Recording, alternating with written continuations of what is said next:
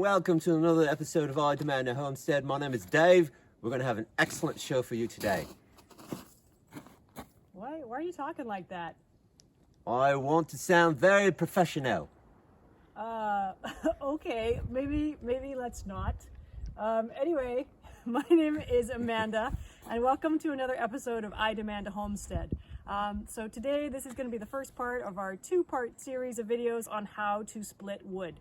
And because I don't do any of the wood splitting, I have finally rooked my husband, who is the Dave part of I Demand a Homestead, into filming some videos with me. So the first things we're going to talk about today in this first video is what kind of equipment you're going to need, both the axes and your protective equipment to keep you safe, and then what kind of setup you're going to need to get going and things to think about. So without further ado, I'm going to let Dave, who does not have a weird British accent, get started and start telling you about everything. All right, excellent. Hi folks, so as Amanda mentioned, we're going to talk a little bit about your surroundings in terms of what you're going to do, talk a little bit about the stump, PPE, as well as the type of axe that you want to consider when you're doing to split wood. So first thing I want to talk about is PPE. So a couple of things that are really, really important is probably the most common injury that you're going to see when people are splitting wood is something happening towards their toes or their legs. So I recommend that you wear steel-toed boots that are, have that kind of safety thing that's going on them. So you might notice that I got caterpillars here. Actually, it's got the little safety tag that says basically, yep, you're good to go, steel toe, keep you safe. The other thing I'm going to suggest that you do in terms of stuff, obviously, long pants are important for this. I mean, that sounds like an obvious thing, but I would highly recommend that you do that, whether it's the winter or the summer. Notice as well, I'm wearing chainsaw gloves. Protective gloves, so that's super helpful as well. I've got safety glasses on because often when you're splitting wood, depending upon the force that you use, you're going to find that splinters or things might kind of shoot up very quickly. Other people have mentioned that they wear a hard hat or a helmet or something like that. I don't personally think that's necessary, but that's entirely up to you in terms of whatever helps you feel safe. But what I have on today is the minimum that I would say that you need in order to be safe chopping wood. The other thing that I want to talk about quickly is your surroundings and the stump area. So you want to make sure that the area is nice and clear, where you're chopping, it's relatively level, it's not slippery as much as possible, whether it's in the summer or in the winter. You want to make sure that you have at least 20 feet, I'm going to say, distance around where you're chopping and that there's no one else, because wood has a tendency to fly everywhere, so you want to make sure that people are safe. I want to talk a little bit about the stump. When I took a look at online and evaluated the height of stumps, because that's often a common conversation that people have, one thing I found was that the most common thing I heard was that it should be a minimum of 12 to 16 inches. People might be asking, well, why that particular size? Doesn't it depend on whether or not you're tall? Those types of things. And I think the theory is that you want it to be high enough so that you're not swinging your axe close to your feet, right? So you want it to be high enough so you're not swinging close to your feet.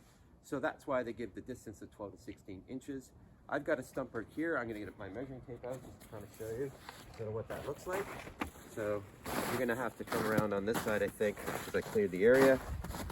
So the stump that I've got here today that we're going to use is about 13 inches, just about there. So it's within that 12 to 16 inches kind of range, just a little bit under 13 inches. So that kind of meets our purposes. But like I said, at the end of the day, the main thing that you want to do with the stumps is make sure that it's high enough that it doesn't cause your swing to go close to your feet. So that's really, really important as well. Talk a little bit about the stump, because people often ask the question, what kind of stump should you use? What it's recommended as much as possible is you want to use a stump that is irregular, meaning that it might have knots, meaning that if this was a piece of wood that you wanted to split, it would be difficult to do so. And the reason behind that is because you want to make sure that the energy that you're transferring through the wood to split it doesn't also go into the stump itself. And so when you have non-straight fibers, it's less likely that you're going to see that energy go straight through. So if you look at the stump right here, that might be tough to see, but you notice it's got two kind of parts to it, like a part here and a part here. and that's going to reinforce it a little bit as well. So that's why we have this stump. We've been using it during this winter, and it's been going quite well. The next thing I want to talk about is when you split. So there's a lot of conversation going on the web about that in terms of when the best time to split is.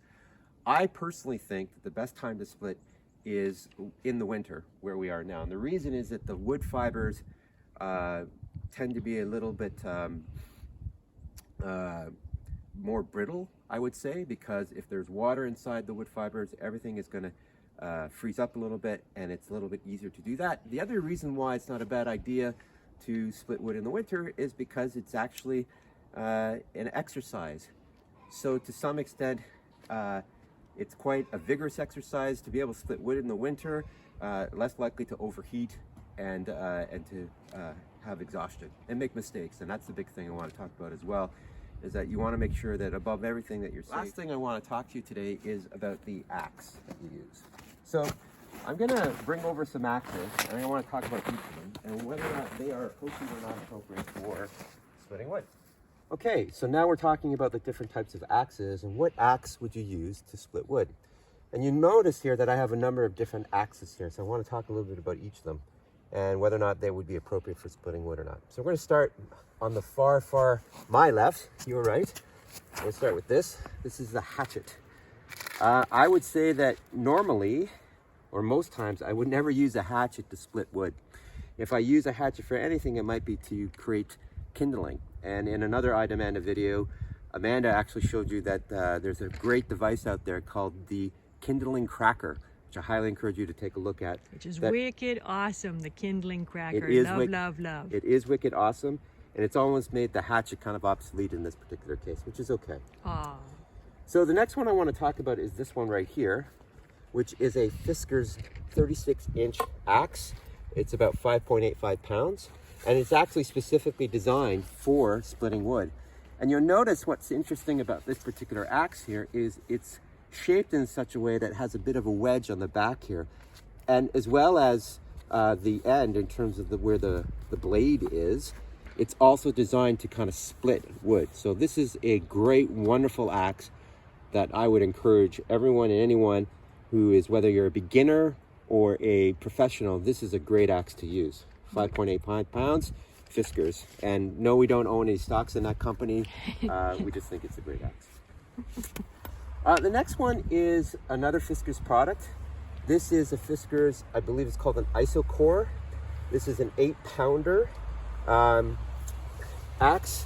It's what we call a Maul Axe. You notice it's got a similar design to the other Fiskars. However, its head is much wider right here, so I'll just point it out to you so you can see that. The head is much wider, and it also has a sledgehammer kind of piece on the end of this. So this is an 8-pounder, considerably heavier than the other axe that I showed you. And you might think there's not a big difference between 5.85 pounds and 8 pounds. Trust me, there's a giant difference in that. And we're going to talk a little bit about that in our next video when we talk about how to split. So again, another good axe for splitting wood.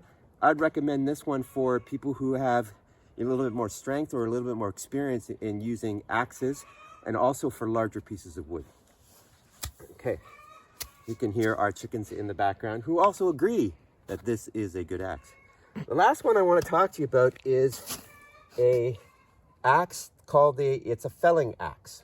So what does that mean? Well, this axe is designed for cutting down trees. It's not designed for splitting wood, and you can tell that it's not designed for splitting wood just in the way, if you look at the blade, in terms of the way it's set up. It's designed to kind of take chunks out of the wood, but not necessarily, there's not any wedge quality to it. So I would not recommend using this kind of axe to split wood. And this is the kind of axe that we traditionally see most people have in terms of if they have any type of axe, they usually get these kinds of axes. But this is not a good axe for splitting wood because it's not designed to wedge between the wood fibers. So I would not recommend using this kind of axe. Okay, so two axes that I think are really cool to use is this one here, which is the Fiskars axe, 5.85 pounds. Wonderful thing. And then, or also if you really want to get into heavy lifting, use the Isocore axe at 8 pounds. All right. I think that's going to be it for today. In our next video, I'm actually going to talk a little bit about the wood that we have as well as positioning and how to actually split wood using one of these two axes. Amanda, back to you. Well, thank you very much, Dave. That was a beautiful explanation of how to have the proper equipment to split wood. All right, so we'll see you soon where Dave will actually show you how he does his amazing wood splitting. So thank you very much for joining us on another episode of iDemanda. If you enjoy our videos, please feel free to press the subscribe button, and we'll see you again soon. Bye-bye. Bye-bye.